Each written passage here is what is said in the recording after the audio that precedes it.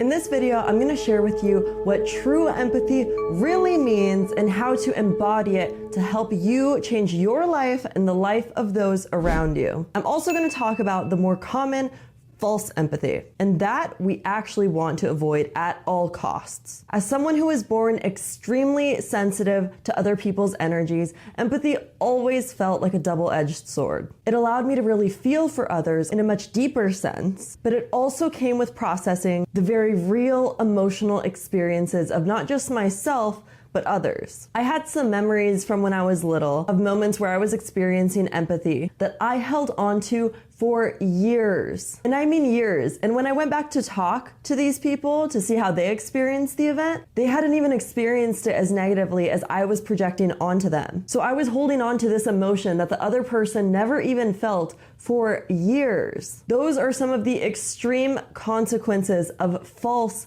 empathy. I was still learning how to let go of my own emotions and everyone else's that seemed to just stick to me by simply walking past them. It took up until early adulthood to learn how to let go of other people's energy, allowing myself to feel the connection with others, aka the gift of empathy, without the pain of holding on to their uncomfortable emotions, whether it be their actual emotions or our own projection of emotion onto them. In other words, I learned how to let go. But little did I know, what I learned to let go of were actually the emotions manifested from false empathy. It wasn't until years later, after many powerful perspective changes, that I learned this very profound knowledge of divine empathy that I wished I had known all of these years. This knowledge will change your life and the life of whom you are empathizing with, truly. So what is this all too common false empathy? False empathy is ego-centered empathy. It's when we respond to others' suffering through the lens of the ego. When empathy is ego-centered, the emotions processed are usually negative. Let's go over what this can look like. For example, pity involves feeling sorry for someone, often seeing them as weak or incapable of solving the problem themselves. This places the person offering empathy in a superior position whether they realize it or not, creating a sense of separation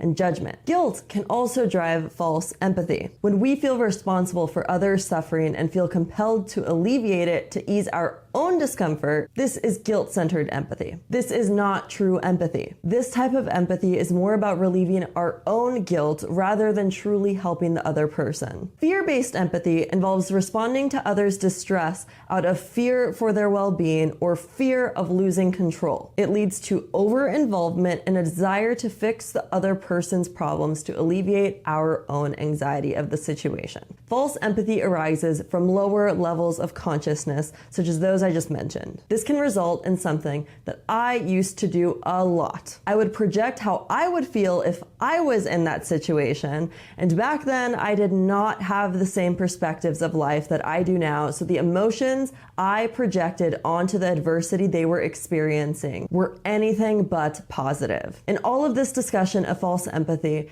that barely scratches the surface, you can clearly see that there is a lot of low vibrational energy being sent towards the other person. This is the last thing someone going through adversity needs. Going through adversity is like lifting a heavy weight in the gym. If you know me, you know I love using gym-related analogies when talking about adversity. For example, when someone is going for a new personal record and it looks challenging, do you start feeling bad for them, sending them victim energy? No, you cheer them on, sending them a bunch of positivity, love, and support, knowing that they will come out of that challenge stronger than they were before. That is true empathy. True empathy comes from higher states of awareness where love, peace, support, and growth occur. It comes from a place of greater context that all is good in the end, even through tough life circumstances. It comes from a place of knowing that we rise even stronger from tough circumstances,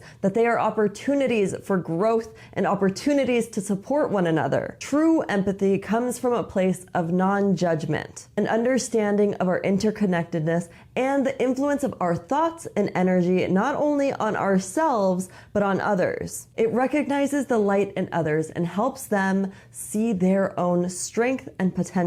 True empathy is a flow of powerful, uplifting, constructive energy, and that is exactly what that person needs. We need to support one another, and you can't lift someone up when they're facing challenges if you're down in negative energies. Know that person is strong and capable. Visualize them overcoming the challenge. And if you have the blessing to, let them know your support and watch them as they overcome it just as you knew they would. Let me give you an example of true empathy with a stranger, someone you're maybe just observing but don't know personally. This is also an example of a challenge that someone didn't necessarily choose to go through, like in my weightlifting analogy. Let's say you see someone miss a bus. This one used to really mess me up for the entire day. Before healing my issues surrounding empathy and before learning to practice true empathy, I would feel such intense sorrow for the person. I would feel so bad for them. I would project how bad I thought they would feel. Honestly, the pain I was feeling for them was probably 10 times worse than what that person could have actually been feeling, even on a bad day. I was unintentionally responding to their suffering through the lens of my ego. It was ultimately fear-based. I was feeling sorry for them, unintentionally seeing them as weak or incapable of solving the problem. Now, true empathy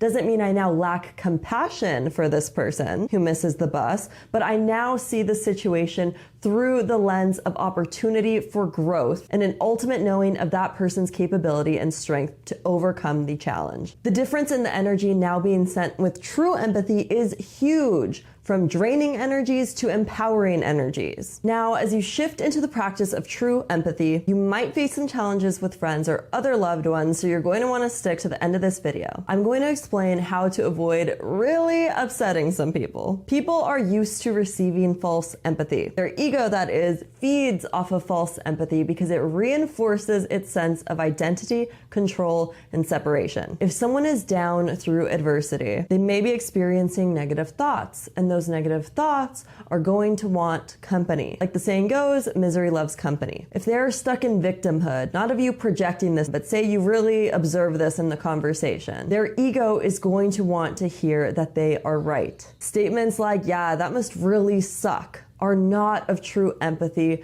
but they're exactly what their ego wants to hear, and that statement is also coming from your ego. Now, saying something like, oh, you're strong, don't even worry about it, might communicate a lack of compassion. Yes, the person is strong and capable of growing through the weight, but that doesn't make it any less heavy. And for all you know, that person might be attempting a personal record with emotional weight. The key is to intentionally stay in the state of love and compassion. As you navigate conversation, you should be an open ear and understanding of where they are in their journey. Not feeding into any victim mentality, but also not being dismissive of what they're going through. Expressing compassion, non-judgment, and practicing true empathy by being a light to guide them to a more powerful perspective is what will truly help that person. This might still ruffle some feathers of friends or family that are really stuck in a negative perspective, but loving others, whether they see their true essence yet or not, is something the world really needs. So remember, the key takeaway here is that divine empathy,